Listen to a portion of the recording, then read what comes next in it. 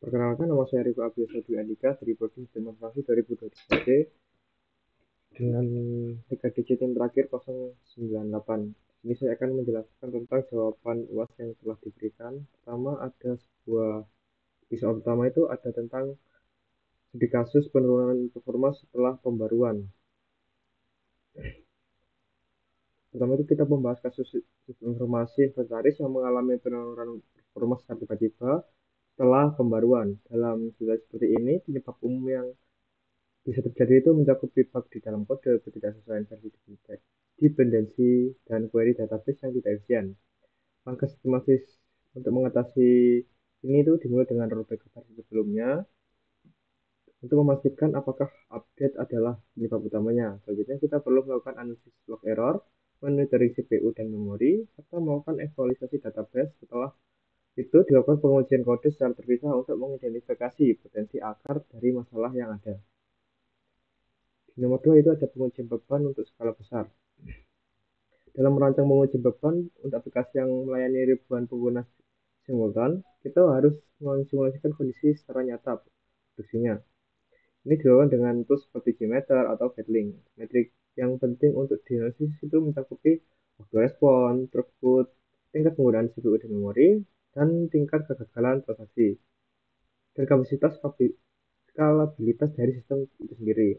Hasil pengujian ini itu akan membantu kita mengidentifikasi bottleneck dan mengoptimalkan performa pada suatu aplikasi.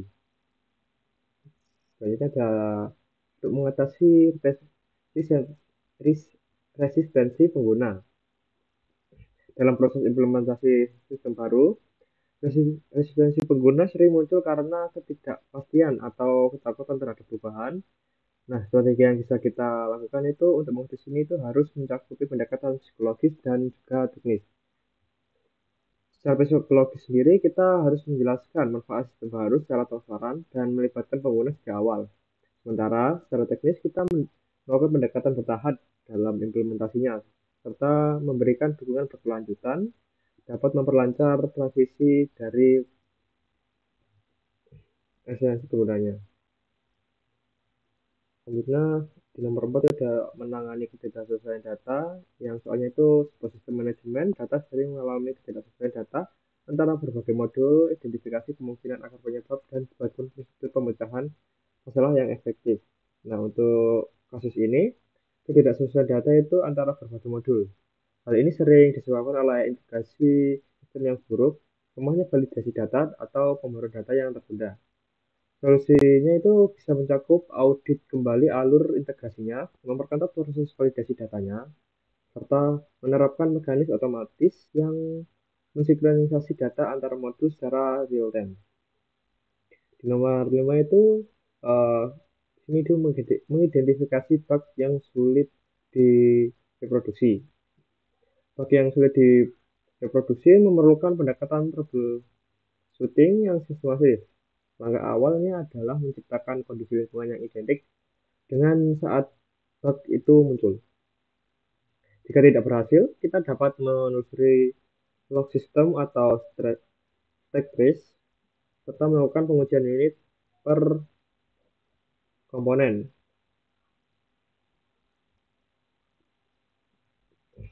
Fokus juga harus diarahkan pada perubahan kode yang baru saja diimplementasikan karena bug itu sering kali tersembunyi dalam detail tersebut. Selanjutnya itu nomor 6 ada evaluasi kinerja sistem informasi. Evaluasi sistem informasi harus menggunakan indikator yang tepat.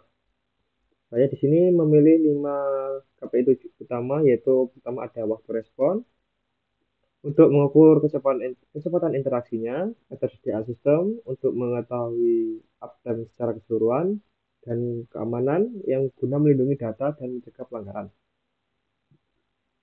Selanjutnya ada kepuasan pengguna yang diukur lewat dari survei ataupun feedback yang diberikan oleh pengguna, dan efisiensi sumber daya seperti CPU, RAM, dan bandwidth-nya.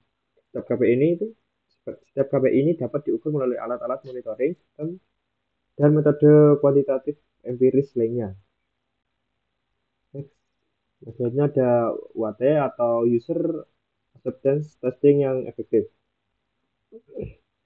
Untuk merancang UAT untuk sistem yang kompleks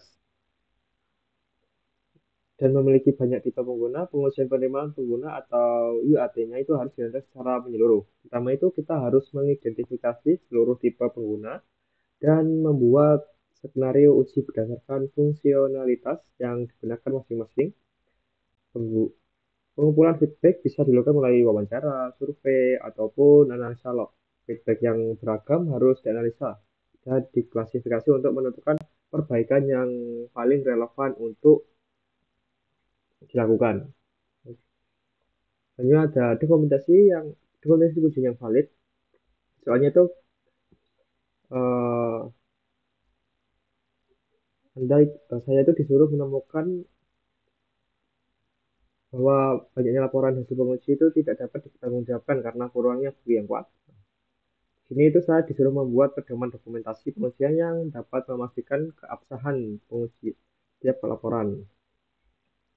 Nah, di sini dokumentasi pengujian sendiri itu seringkali bermasalah karena kurangnya bukti. Nah, untuk memastikan validasi laporan ujinya itu, setiap hasil uji itu harus disertai dengan bukti yang konkret, seperti screenshot, log error, ataupun rekaman video yang direkam saat pengujiannya. Dokumen ini juga harus mencantumkan kondisi awal, langkah ujinya, serta hasil aktual yang harus diharapkan. Konsistensi dalam format dokumentasi sangat penting agar dapat ditinjau dan dipertanggungjawabkan secara profesional. Nomor 9 itu ada tantangan implementasi di era digital. Di sini saya sudah menjelaskan tentang tantangan utama dalam implementasi sistem informasi di organisasi yang mengalami perubahan budaya secara digital dan disuruh mengusulkan solusi teknis dan manajerial untuk mengatasinya. Jawaban saya sendiri itu di tantangan utama dalam implementasi sistem itu bisa jadi resistensi teknologi dan kurangnya pelatihan dan budaya kerja yang lama. Solusinya itu kita bisa menerapkan edukasi intensif, komunikasi manfaat sistem baru, serta pelatihan teknis, serta dukungan material yang aktif selama proses transisi ke sistem yang baru. Nah, di sini ada pengaruh teknologi baru, AI ataupun cloud. Di sini saya disuruh menganalisis mendalam tentang bagaimana teknologi baru dapat mempengaruhi proses pengujian dan implementasi sistem informasi. Teknologi baru seperti AI cloud computing sendiri membawa dampak yang cukup besar. AI itu memungkinkan memungkinkan otomatisasi pengujian dan deteksi bug yang lebih cepat. Sementara cloud sendiri memberikan fleksibilitas dan skalabilitas untuk pengujian beban. Namun, tantangannya sendiri itu meliputi kebutuhan keterampilan baru serta perhatian yang besar terhadap isu keamanan dan privasi data yang cukup marak ada di internet, terutama dalam konteks penyimpanan dan pemrosesan cloud. Mungkin sekian dari saya presentasi untuk jawaban UAS kali ini. Sekian, terima kasih. Wassalamualaikum warahmatullahi wabarakatuh.